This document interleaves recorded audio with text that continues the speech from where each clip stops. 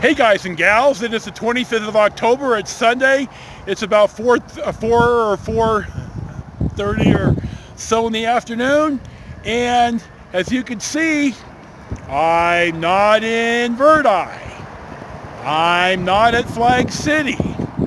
Guess where I am? I'm at the Mega Wash Laundromat in Sparks. Which now leads you to ask, Joe, why are you in Sparks? Why aren't you in Flag City?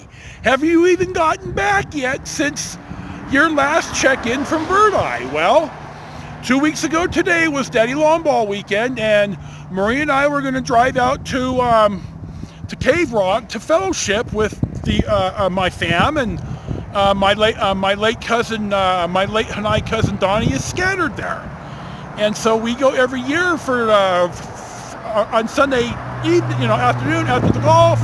And those of us who knew Donnie, we have a drink and we talk and we salute him, and it's important fellowship.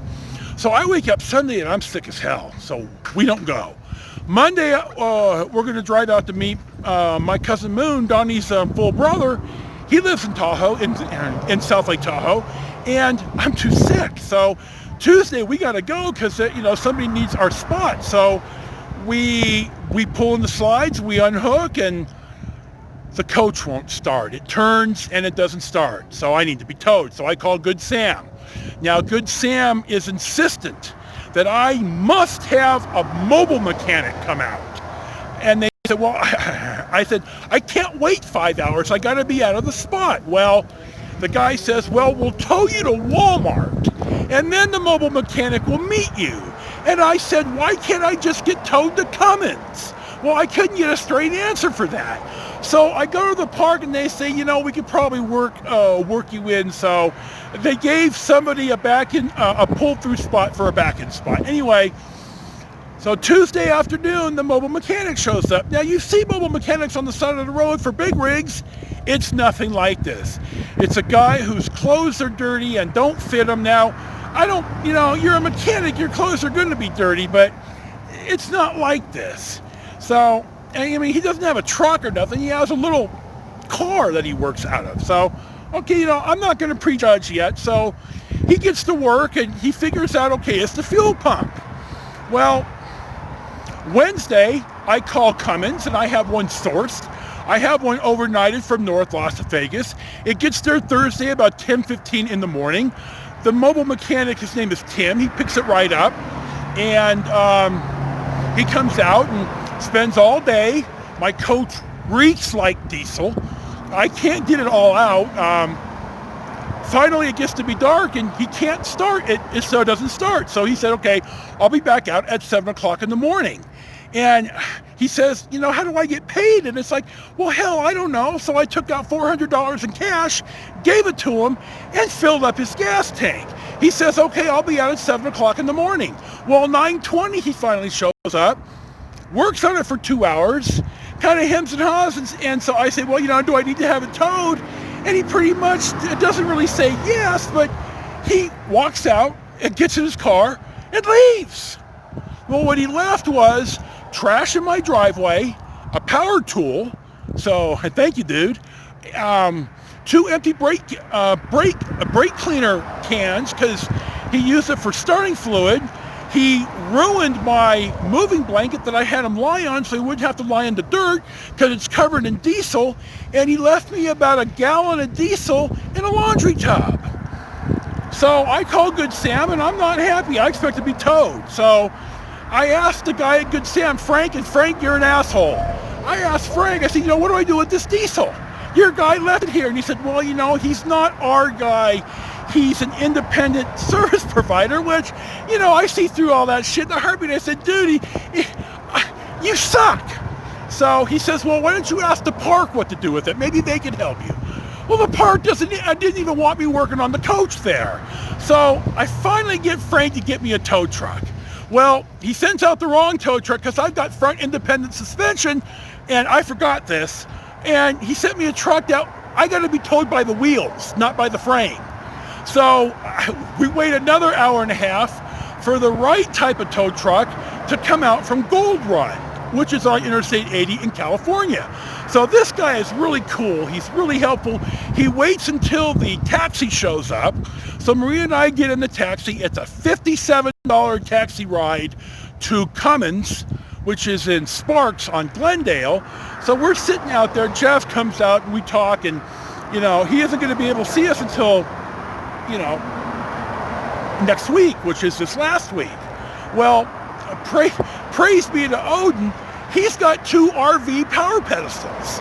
So we could stay there. We don't have to stay in hotels, which I damn near cried when he told me this. And Marie did, because we're just tired of hotels. So we're in the spot, and I made sure to dump our gray tank and our black tank and fill up our freshwater tank. And, we're ready to dry camp with power in his lot. And he finally gets to us Wednesday or Thursday. I think it's Thursday. So he says, it'll trip a code even if the light doesn't come on. So he goes to read the code, and he can't read anything. So he gets us inside their waiting room where they sterilize and everything for us. And it turns out that Reading Freightliner lied to me, surprisingly enough, that they replaced the ECM and the TCM and the wiring harness. When I got the bill, it wasn't on the bill. I asked Jeff about this, and he said, no, the ECM hasn't been replaced. In fact, it wasn't even plugged in all the way. He plugged it in all the way, and the coach fired up. Son of a bitch, the mobile mechanic should have known this off the get-go, but they sent me such an incompetent fuck that he didn't even have a code reader to read this and track it down. I'd have been there 10 goddamn minutes and I'd have been out of there. So the guy cost me 3 fucking days at least. Well, Jeff says, we can hear your lift pump is starting to go bad. And, I didn't have to have it fixed. So I said, we're here. We might as well have it fixed. So it's about 2 days to source the part, and he'll get right to it. So that's what we're waiting on. Now, Marie has a doctor's appointment Tuesday that we cannot miss. We must be there. And what kind of care she gets for her disability, we're going to be talking about this with the spine doctor. So we got to be there. There's no rescheduling this. So we had to rent a car. That car, it's a Malibu. It drives nice. We're going to California. We're staying 2 nights. And hopefully when we get back on Wednesday, by Thursday, by Thursday close of business, it should be fixed. And then Thursday or Friday, we'll just drive back to Flag City. So that's where we sit right now. But I'm telling you, I've got the CEO's email address of Good Sam. And after they screwed me in Coos Bay, I just let it go. But after this fiasco, the guy's going to get about 40 paragraphs of why their company are run by fundamental idiots. And I'm going to ask him for about $2,000 of money he cost me because his independent service vendors are sons of bitches that can't do their goddamn jobs. And I'm also going to ask him what diesel certification the guy that they sent me had and why he didn't even have a code reader. And why they didn't tell me when I asked them to in the first place. If they'd have told me straight to Cummins on the original Tuesday, we'd be home by now. We'd be in Lodi watching football. So I'm telling you, Good Sam has failed me twice this year. And tonight, I've been waiting until I get a little bit more information. I'm writing the CEO, and he is not going to be happy with what I have to say about Good Sam Road Service. So I'm at the laundry. I got clothes in the dryer. I got food. We got stuff handled.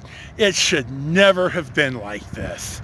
It is a fundamental embarrassment. And honest to God, it just never, ever ends. So that's the update. That's kind of sort of story time with Joe. Thank you for watching. And I'll update you when I have something to tell you. Enjoy your day.